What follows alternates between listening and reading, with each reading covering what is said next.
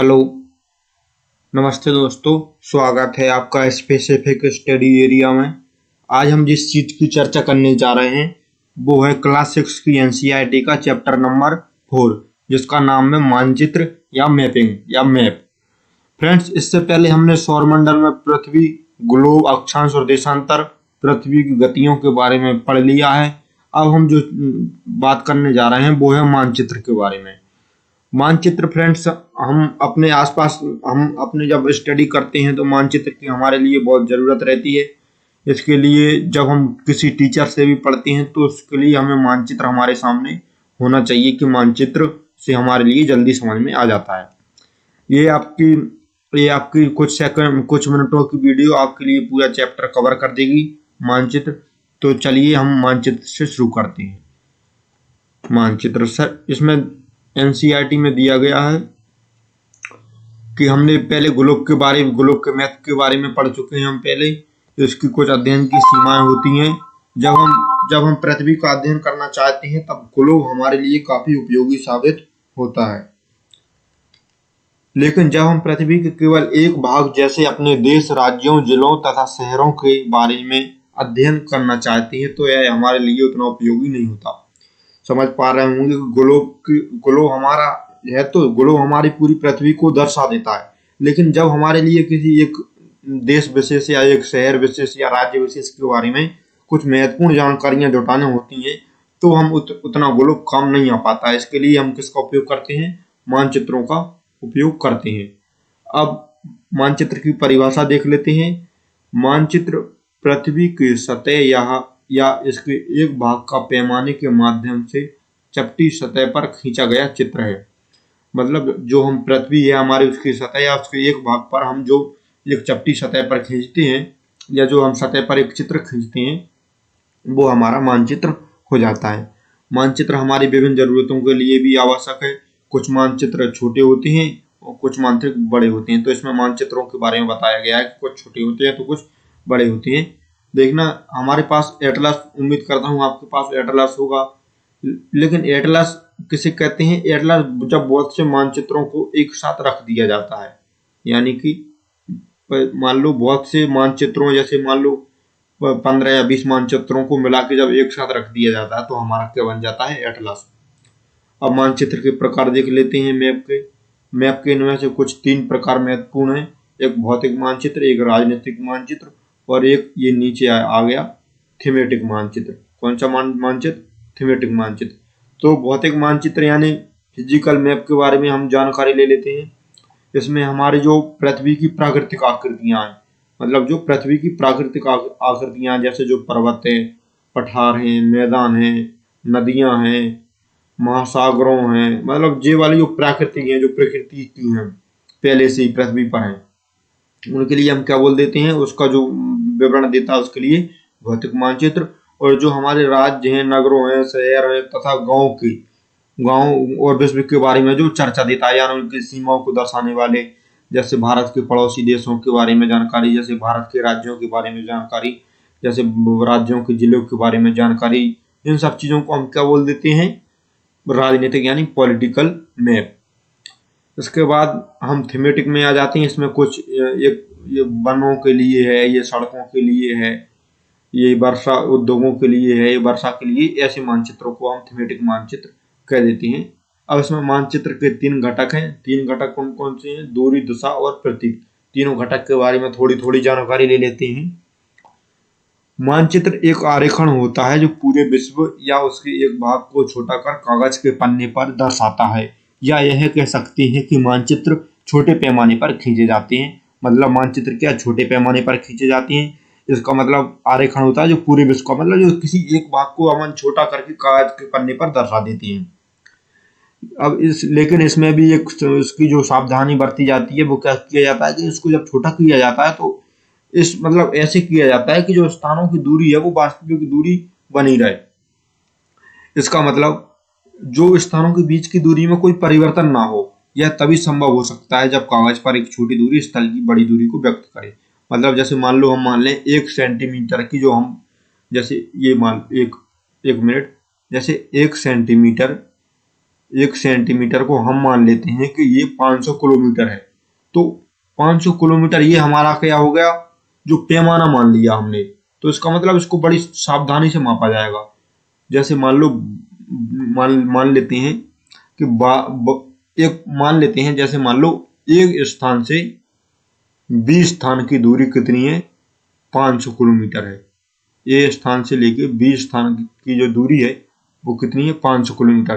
तो ए से बी का जो हमारे मानचित्र में जब हम दर्शाएंगे तो कितने का गैप होगा, 1 सेंटीमीटर का गैप होगा। तो इसका मतलब ये हमारा पैमाना हो जाएगा, बड़ी सावधानी से अपनाया जाता है।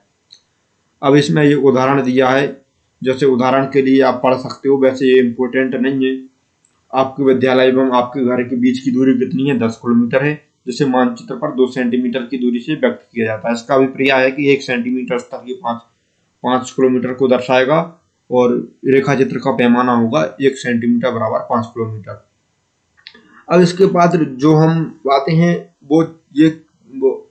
वो है जब बड़े क्षेत्रफल वाले भागों जैसे महाद्वीपों या देशों को कागज पर दिखाना होता है, तब हम लोग छोटे पैमाने का उपयोग करते हैं। उदाहरण के लिए मानचित्र पर 5 सेंटीमीटर स्थल के 500 किलोमीटर को दर्शाता है। इसको क्या कहते हैं, छोटे पैमाना वाला मानचित्र कहते हैं। तो फ्रेंड्स, दूरी के बारे में ये सब चीजें हैं। छोटे पैमाना मतलब जो पैमाना मानते हैं, जैसे 1 सेंटीमीटर का हम 500 किलोमीटर मान लेते हैं। कुछ छोटे पैमाने वाले मानचित्र रहते हैं। इसके बाद हम आते हैं, ये आप चाहो तो पढ़ सकते हो, ये इसमें कुछ। अब इसके बाद आता है दिशा। दूरी के बाद जो मानचित्र में सबसे महत्वपूर्ण रहती है वो दिशा रहती है। दिशा हमारी मुख्य 4 दिशा रहती हैं। 4 दिशा है पूरब, पश्चिम, उत्तर और ये हो जाता है हमारा दक्षिण। ये हमारे क्या रहते हैं, और पूरब, पश्चिम, उत्तर, दक्षिण, ये हमारे 4 हो जाती हैं। इस पर जैसे दिशा में क्या दिखाया गया है, अधिकतर मानचित्रों में ऊपर दाहिनी तरफ तीर का निशान बना होता है, जिससे ऊपर अक्षर ऊ लिखा होता है। ऊ का मतलब उत्तर रहता है। यह निशान उत्तर का दर्शाता है। इसे उत्तर रेखा कहा जाता है। जब आप उत्तर के बारे में जानते हैं तब आप पूरी दिशाओं जैसे पूर्व, पश्चिम या दक्षिण के बारे में पता लगा सकते हैं। चित्र में 4 मुख्य दिशाओं उत्तर, दक्षिण, पूरब एवं पश्चिम को दिखाया गया है। वे प्रधान बिंदु कहे जाते हैं। बीच की 4 दिशाएं उत्तर पूर्व, दक्षिण पूर्व, दक्षिण पश्चिम और दक्षिण, ये दिशाएं इस बीच वाली दिशाओं की मदद से किसी भी स्थान की सही स्थिति का पता लगाया जा सकता है। ये हमारा उत्तर पूर्व हो गया, उत्तर पश्चिम हो गया, सॉरी। उत्तर पश्चिम कैसे होगा, ये हमारा उत्तर है और ये हमारा पश्चिम है, तो ये मिलके उत्तर और ये पश्चिम। इसी तरीके से जब ये हमारा उत्तर का पूर्व है, ये इसी तरीके से ये 4 और हो जाते हैं, जिनसे हम मानचित्र का सही तरीके से विश्लेषण जान लेते हैं। हमने उत्तर अक्षांश मतलब हमने जब गोलक पढ़ा था तो हमने उत्तर कर्क रेखा, मकर रेखा और त्रिगोलार्ध मोलार्ध के बारे में जाना था। अगर आपने वो वाली वीडियो नहीं देखी है तो देख लीजिए, एक बार मैं आपको बता देता हूँ। ये हमने जाना था, जैसे ये हमारी जो विषुवत रेखा है ये हमारी कर्क रेखा मान लेती है और ये मकर रेखा मान लेती है, और ये उत्तरी ध्रुव और ये दक्षिणी ध्रुव। तो हमने उधर यू का प्रयोग किया था। इसका मतलब क्या रहता है, उत्तर, और मानचित्रों में भी ज्यादातर ये होता है। अब आप चाहो तो इसका लगा सकते हो, उसको अपने आप से कर सकते हो, ये ज्यादा इम्पोर्टेंट नहीं है, और जो क्लास 6 में है उनके लिए इम्पोर्टेंट है, तो वो आराम से कर सकते हैं। यहाँ हम जो बेसिकली बात कर रहे हैं वो यूपीएससी और एसएससी से रिलेटेड जो उससे संबंधित प्रश्न पूछने की संभावना है उसके बारे में जान रहे हैं। वैसे मानचित्र के ऐसे में सवाल नहीं पूछा जाता है कि प्रधान दिग्ध बिंदु क्या है, या फिर मानचित्र मतलब मानचित्र को कारक, ये मेरे नहीं पूछे जाते हैं। लेकिन फिर भी मानचित्र हमारा यूपीएससी की सहायता में बहुत मदद करता है, यूपीएससी की तैयारी में बहुत मदद करता है। इसलिए मानचित्र के बारे में कुछ बेसिक जानकारी जान लें, जिससे जब हम मानचित्र को देखते हैं अपने एटलस में तो हम आसानी से समझ सकते हैं। तीसरा जो है वो प्रतीक है।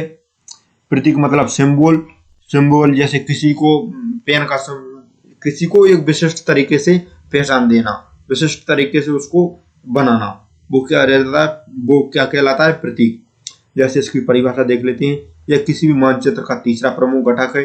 किसी भी मानचित्र पर वास्तविक आकार एवं प्रकार में विभिन्न आकृतियां जैसे भवनों हैं, सड़कों हैं, पुल हैं, वृक्ष हैं, रेल की पटरियां हैं, कुआं हैं, तालाब हैं, समुद्र हैं, ये जब हम चीजों को दर्शाते हैं तो क्या प्रतीक का उपयोग करते हैं।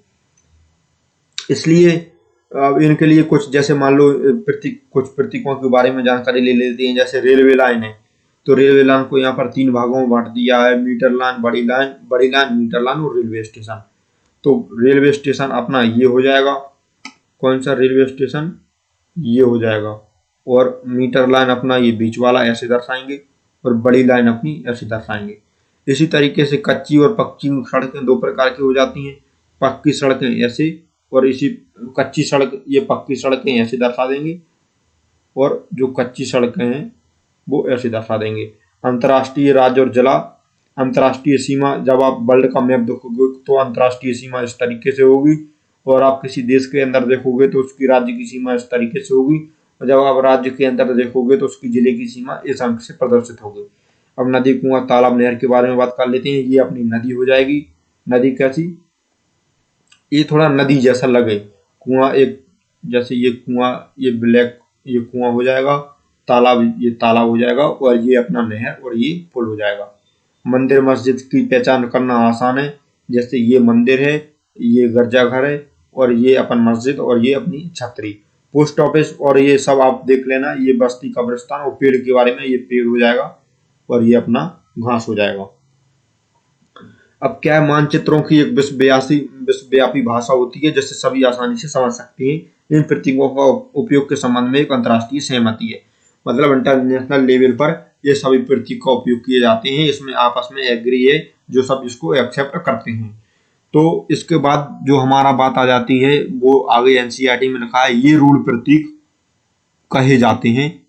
कुछ रूल प्रतीक 4.3 में दर्शाए गए हैं, जैसा कि ये है 4.3, ये 4.3 है। ये हमने रूल चिन्ह के बारे में पहले समझ लिया है। इसके बाद रेखा चित्र के बारे में बात कर लेते हैं। रेखा चित्र के बारे में बात कर लेते हैं। रेखा चित्र क्या है? रेखा चित्र एक आरेखण है, मतलब आरेखण मतलब जो रेखा है जो पैमाने पर आधारित ना होकर याददाश्त और स्थानीय प्रेक्षण पर आधारित होता है। मतलब ये पैमाने पर आधारित नहीं होता है। जैसे मान लो कोई अपन से पूछे कि हमारे लिए भैया इस यहाँ पर जाना है, तो वो पैमाना नहीं बताएगा कि आपको 5 किलोमीटर का ये मानना है, वो मान के ये करना है।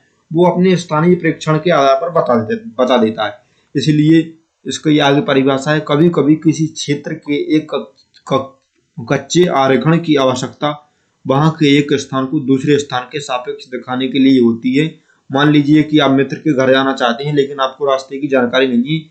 आपका मित्र अपने घर के दोस्तों को बताने के लिए एक कच्चा आरेखण बना सकता है। इस प्रकार कच्चे आरेखण को हम क्या बोल देते हैं? रेखाचित्र, मानचित्र बोल देते हैं। तो रेखाचित्र क्या, जो अपने जो कच्चा आरेखण है वो मान लेते हैं रेखाचित्र। खाका एक बड़े पैमाने पर खींचा गया, एक छोटे क्षेत्र का। जैसे मान लें अपना ये घर बनाना है, तो घर बनाने के लिए एक अपना पूरा, जैसे मान लो पूरे पेज पर उसका अपन खींच लेते हैं, उसके लिए क्या बोल देते हैं? रेखाचित्र, यानी उसके लिए बोल देते हैं खाका। उम्मीद करता हूँ इसमें आगे और पढ़ लेते हैं। लेकिन कुछ ऐसी चीजें होती हैं जिन्हें हम कभी कभी जानना चाहते हैं, जैसे किसी कमरे की लंबाई एवं चौड़ाई, जिसे मानचित्र में नहीं दिखाया जाता। उस समय हम लोग बड़े पैमाने वाला रेखाचित्र खींच सकते हैं, जिससे खाका कहते हैं। फ्रेंड्स, इसी के साथ ही ये वाला चैप्टर हमारा समाप्त हो गया। ये वैसे यूपीएससी के हिसाब से और एसएससी के हिसाब से ऐसा नहीं पूछा जाता है कि प्रतीक क्या है, खाका क्या है, रेखाचित्र क्या है, या फिर मानचित्र के 3 प्रमुख घटक क्या है। लेकिन इनको पढ़ने के बाद जब हम मानचित्र को देखते हैं, तो हमें मानचित्र को समझने में सहूलियत महसूस होती है, एक आसानी सी महसूस होती है।